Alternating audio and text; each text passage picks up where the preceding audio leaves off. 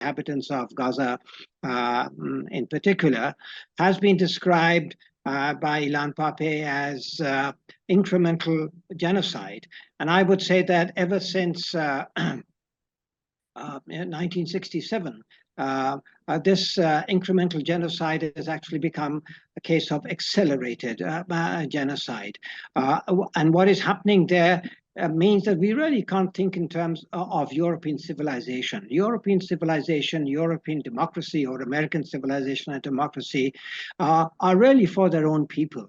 They are far more defined by their racist attitudes. Now, maybe all of us are to some degree or the other racist, and all human beings have certain limitations, so all kinds of epithets might apply. But in the case of Europe, and Western civilization, and as Gandhi said, about Western civilization, it's a great idea. In other words, it has no real reality, particularly for non-white peoples, where European colonialism and neocolonialism have prevailed. And what we are seeing now in Gaza is the worst thing is Israel, no matter how dark the colors in which we paint it, pales in comparison to its prime supporter.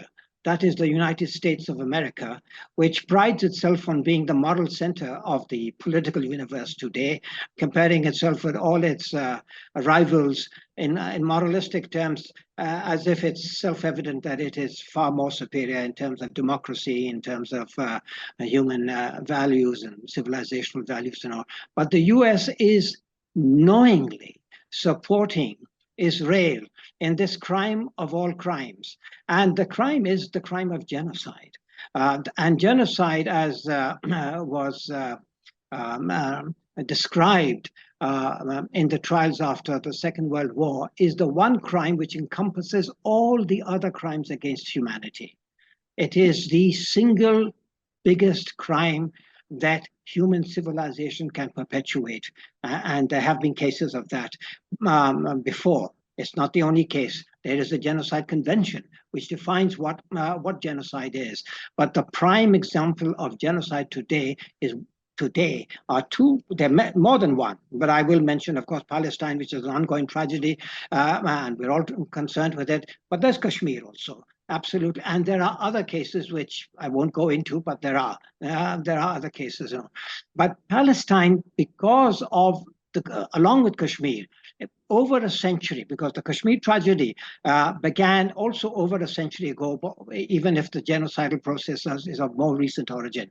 In Palestine, the post-World War II situation with the creation of the State of Israel means that it's and particularly since 1967, as far as Gaza is concerned, now that means how many years? That's 70 years almost of genocide. So, and what is the world doing? You have America on the one hand showing concern for the human rights situation in Palestine, while militarily supporting Israel's commission of the crime of genocide. I think America's responsibility, America's criminality is of a far greater scale than that even of Israel, whose criminality is almost beyond words to describe.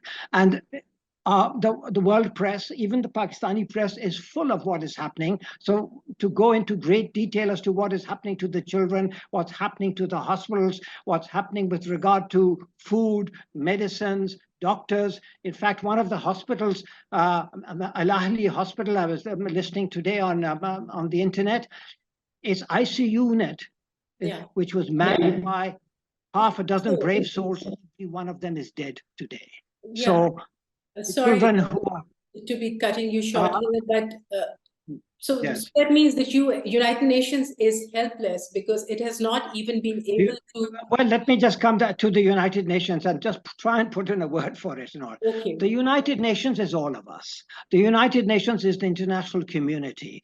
The Secretary General carries out the orders of the Security Council. The Security Council is controlled by the veto-wielding powers, the 5 veto-wielding powers, and in particular the US, which vetoes everything that that pertains to Israel and which is inconvenient to Israel, whereas the other permanent members are less automatic. But when it comes to a difficult situation like this, the Western members, that's the UK and France, they fall in line very quickly behind the United States. Otherwise, China and Russia, the other two permanent members, are completely siding with the Palestinians here. So it is the Security Council and the which controls what the UN does. It has all the power. The UN General Assembly reflects world opinion, but it doesn't have any mandatory powers. You know, its resolutions are moral resolutions. They actually constitute part of international law. That's true, but in reality, no country is committed to use force to implement their resolutions if they're violated, which is not the case with the UN Security Council. If the UN Security Council resolutions are not implemented, then the United Nations, the Secretary General can call upon the Security Council to consider the matter and even consider the question of using force in support of the implementation of UN Security Council resolutions. So the UN security is what the UN Secretary General carries out the orders, you know, of the UN security and is responsible for administration itself. So the failure is the political failure. Otherwise, in the field of human rights and so many other agencies of the UN, a lot of very good work is being done, and the UN is an admirable organization that way. Politically, because of its structure and because of the veto-wielding power of the supreme member of the United Nations, it is paralyzed. All right, so coming to the role of the Muslim world, at the recently concluded OIC Arab League Summit, only the expected happened. The high and the mighty of the Muslim world, their standing armies, with their trillions of dollars and with their all-strong economic clouts, they could not agree upon a course of action that would pressure Israel and its powerful allies to stop the massacre of Palestinians. They couldn't decide upon any economic sanctions as well. No, there were no game-changing decisions. Little diplomatic activism was seen at the UN as well. If all that was needed were strongly worded statements, perhaps the Palestine issue would have been solved decades ago. Pakistan's interim PM also condemned and pledged support at the summit, but again, that's just offering lip service to whatever's going on. What do you think can Pakistan do beyond mere condemnation to be able to cause at least a dent to what is going on? We know we are not in too strong a position, but do you think there's anything that we can do to sort of make a difference, no matter how? Well, I'd like to sort of refer to a comment by the great British commentator George Galloway, talking about the Muslim get-together. And he sarcastically observed that the only thing missing at the OIC summit, or the Arab Muslim summit as they call it, was the belly dancing, because they had absolutely no intention of agreeing on anything effective. Of course, there were countries which wanted some concrete action, but the vast majority, led by the hosts and all, wanted to play for the gallery without doing anything in particular. And the reason is very obvious. The reason is that by and large, with some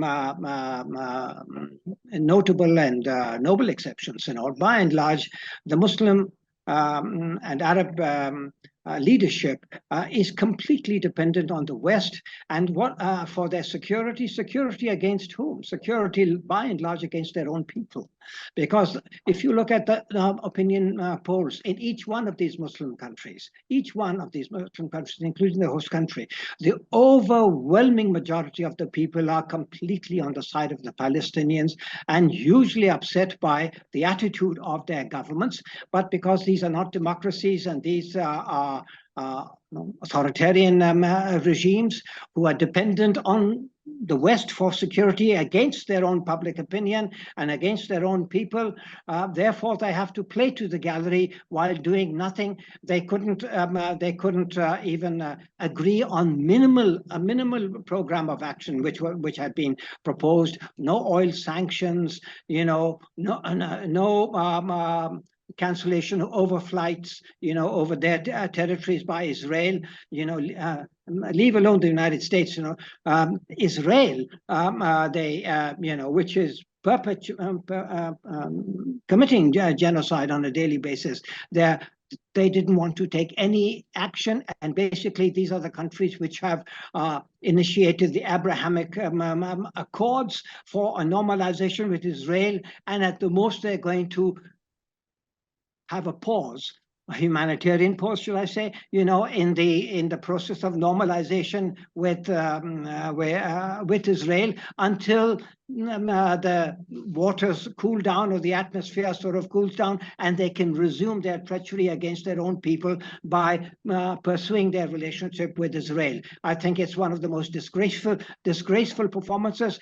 Whereas America is primarily responsible for supporting it, we as Muslims ought to be thoroughly ashamed of ourselves for being hand in glove with Israel and the United States against the Palestinian people. I will say something for Pakistan, though, and our Prime Minister did recommend that Israel be brought before the ICC, the International Criminal Court, and be charged for crimes against humanity. I think that was absent from most, except some of the other so-called radical Muslim states, confrontational states, etc. They give them all kinds of names and all. They are in favor of this, but amongst the others, particularly the very close friends of Pakistan and the Mohsen and those who help Pakistan,